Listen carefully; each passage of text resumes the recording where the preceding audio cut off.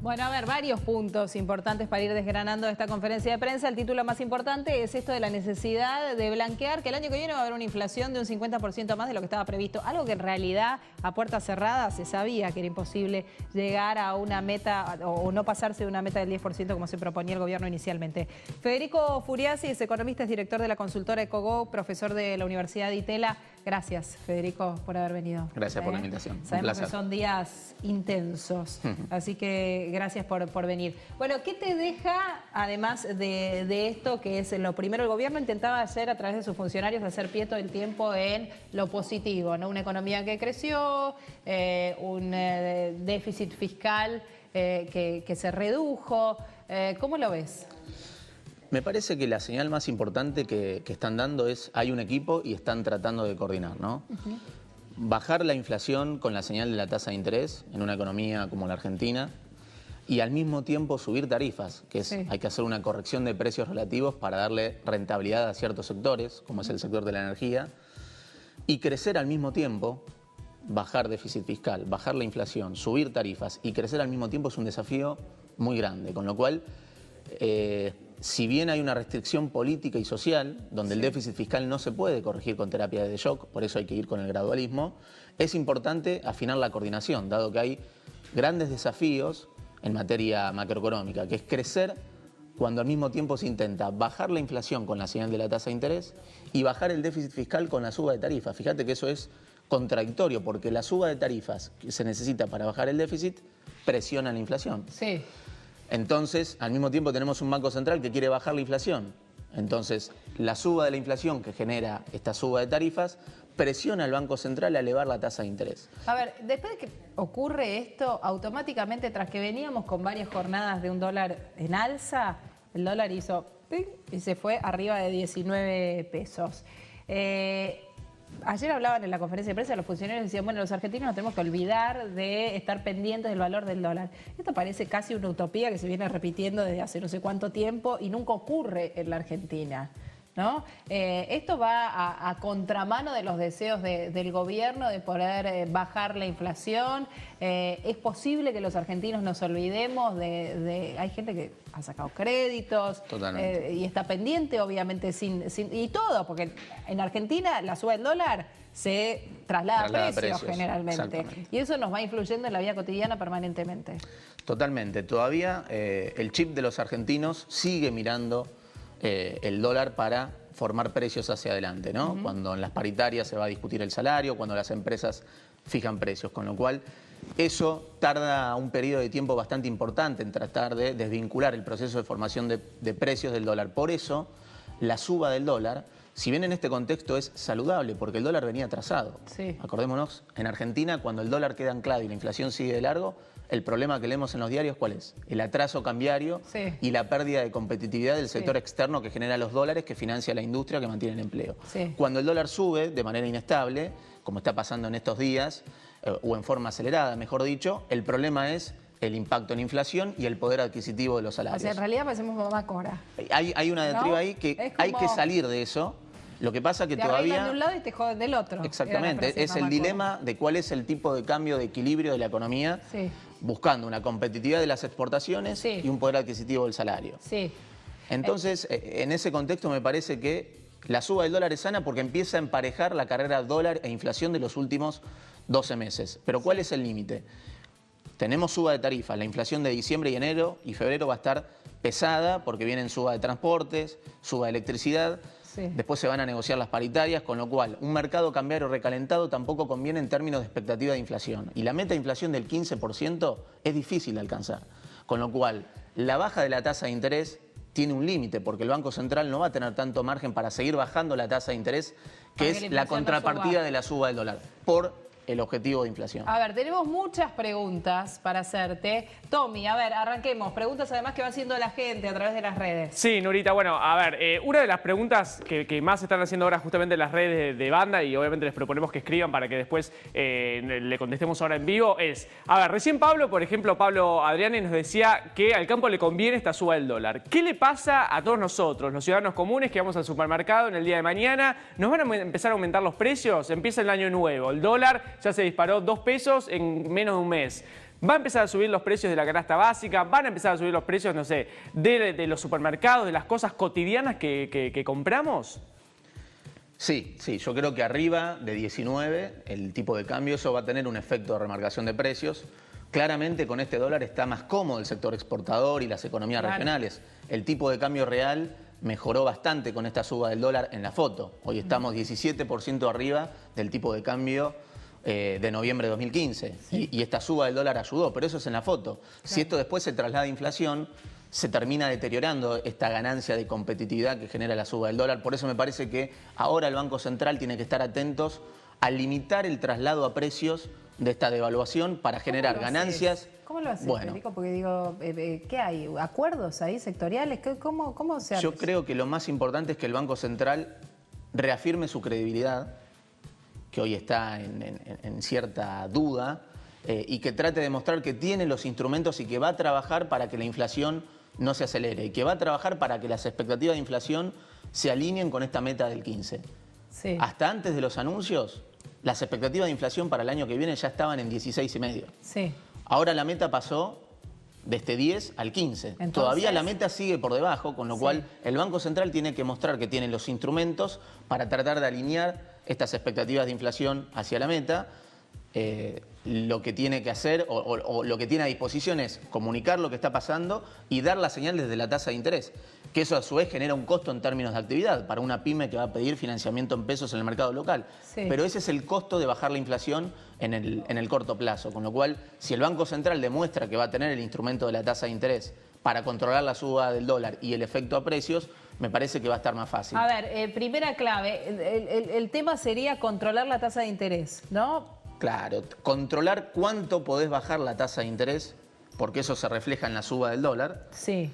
Para limitar el traslado a precios de la devaluación. Igual también el Banco Central puede hacer otra cosa, puede dar señales en el mercado de cambios y dar señales de postura de venta para decir hasta acá llegó la suba del dólar. Y el Banco Central tiene todos los instrumentos para hacer eso. Pero a ver, perdón, y Tommy tiene más preguntas. Si hiciera eso, ¿es cambiar esta idea del gobierno de dejarlo flotar al dólar? Bueno, acordate en la previa de las PASO, cuando el dólar pasó de la zona de 15 a 18, sí. En 18 el Banco Central dijo hasta acá. Puso a vender, exactamente. Entonces, claro, es un régimen de flotación administrada, diría controlada. Yo. Hay un tipo de cambio que puede subir y que puede bajar, pero todavía Argentina no está preparada para que el dólar suba lo que quiera el mercado. Y eso es sano. Sí. Por eso el Banco Central, cuando considere que la suba del dólar deja de mejorar la competitividad y empieza a tirar de la cuerda de la inflación, sí, poniendo en riesgo el poder adquisitivo de los salarios, el Banco Central va a aparecer no solamente con el instrumento de la tasa de interés, sí, sino con la señal en el mercado de cambios. A ver, Tommy, ¿hay más? Sí, a ver, Nurita, nos metemos en otro de los temas, básicamente, que son los créditos hipotecarios, ¿no? Este año, bueno, hubo un boom realmente entre el último año y este año. Federico, vos mejor que nadie lo sabés. ¿Qué va a pasar con aquellos que sacaron un crédito hipotecario o que están ahora sacándolo? Ya sabemos que en el mes de diciembre, bueno, se subieron las tasas de lo que es el Banco Nación y otros bancos, obviamente, que ahora dan créditos. Pero ¿qué va a pasar con respecto a los créditos UVA, que se miden a través de la inflación y no a través del sueldo de cada uno de los que saca justamente este crédito? ¿Van a tener que pagar más? ¿Cómo va a ser el panorama, digamos?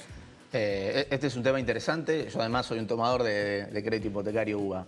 El principal problema es que el crédito hipotecario UVA te da un monto en pesos. Sí. Y la propiedad, el precio de la propiedad está dolarizado. Entonces, esta suba de 2 pesos del dólar, para alguien que tomó un crédito hipotecario UVA de 1 millón de pesos, la devaluación de 17.20 a 19.20 le generó una pérdida de $5.000 en el poder adquisitivo en dólares del préstamo que ya tiene otorgado en pesos. Ahí está el gran problema. Eso genera un problema para los que van a pedir el crédito, los que están en el trámite y todavía no cerraron la operación con la propiedad.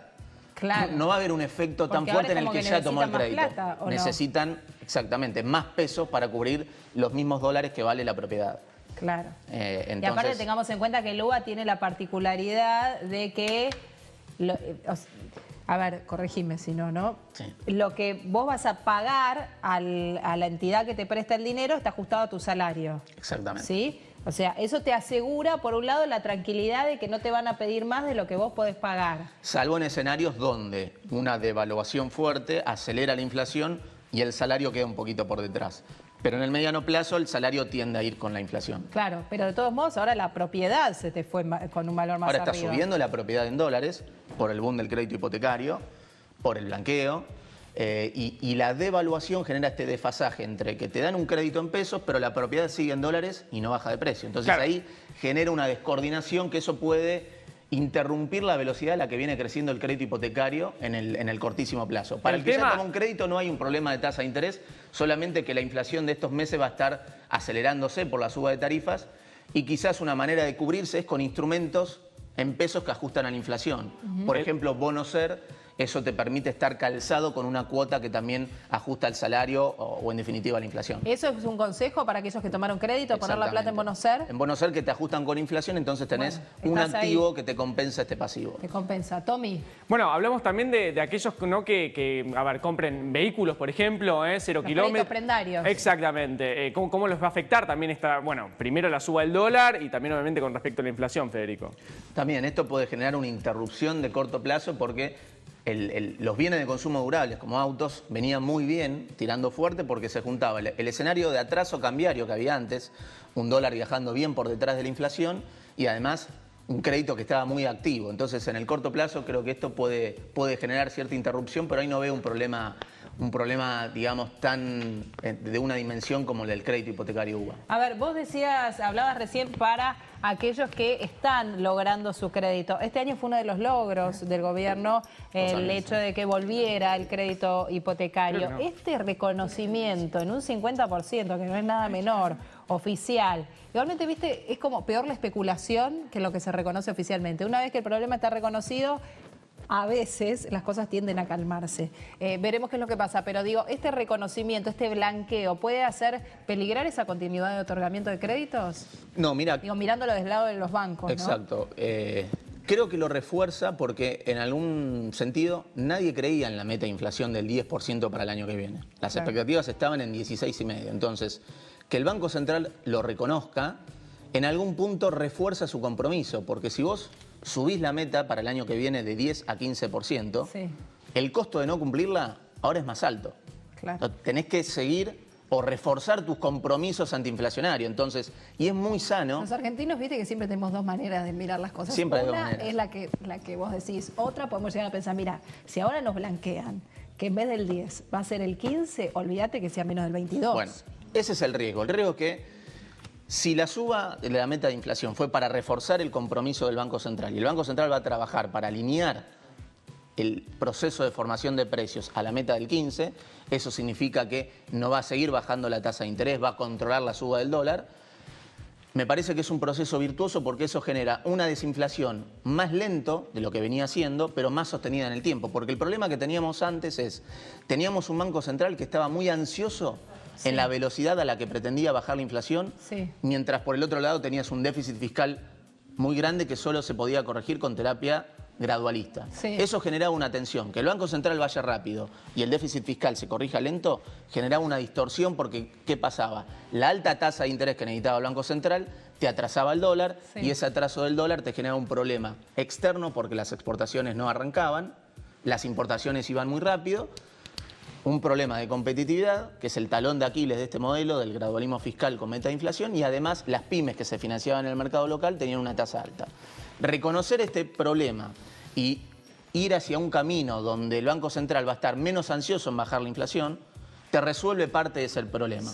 Entonces eso hace que el proceso de desinflación sea más sostenido en el tiempo. Ahora bien, como vos decías, si esto es una excusa para ir hacia un escenario con dólar más alto y tasas más bajas, sin reforzar el compromiso del Banco Central, ahí sí estamos en un problema. Claro, pero entonces, eso no nos vamos a enterar. Esto lo vamos a ver en la medida que la inflación, que va a ser números complicados de diciembre, enero, febrero, vamos a ver ahí cómo reacciona el Banco Central. A ver si puede controlarla o no. Exactamente. Si controla en ese sentido, la suba del dólar y el piso de las tasas está más cerca. Bueno, se puede llegar a pensar en un escenario más confiable. Exactamente.